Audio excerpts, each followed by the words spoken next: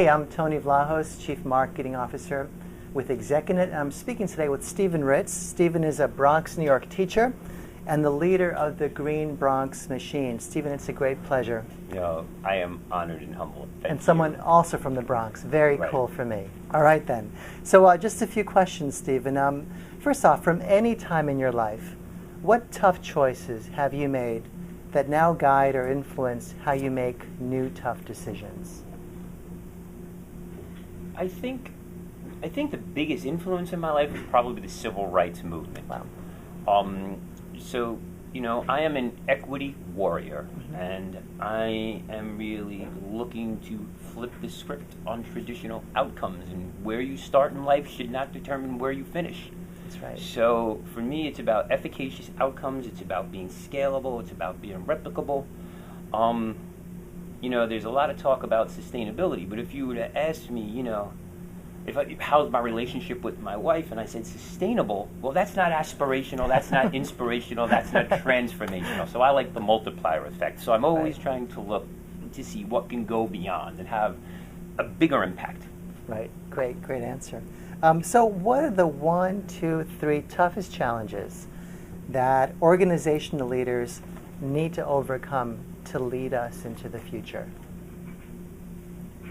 I don't see challenges, I see opportunities. I think you really got to learn from your failures, and if you're willing to learn from your failures, you're willing to grow, and if you're willing to grow, you're going to succeed. Yeah.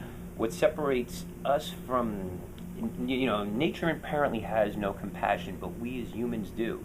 And if we learn to move to a mindset where together we can all prosper, instead of extracting profit, building value, that is the kind of coalition and collaboration that's going to move all of society forward. Wow.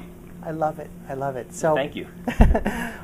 Third question. So what are your 1 or 2 biggest lessons learned that might help other leaders as they face similar challenges, or we'll say encounter similar opportunities? What have you learned that will help others in that venture? Never give up. Never give up. Say please, thank you. The golden rules really go a long way. Come early, stay late, please, thank you.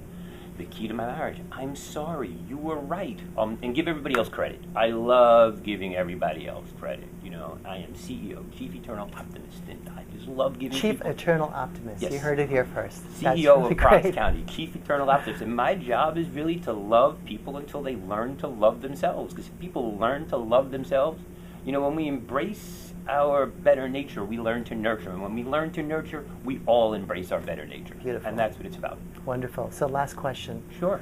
What is the one thing you want everyone listening to us today to understand about the future of their work? What is it that they need to know about the future of their work?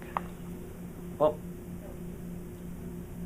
you know, the eyes of the future are looking back at us and demanding that we get it right. I think we have moved from decades of lost opportunity perilously close to the decade of last opportunity.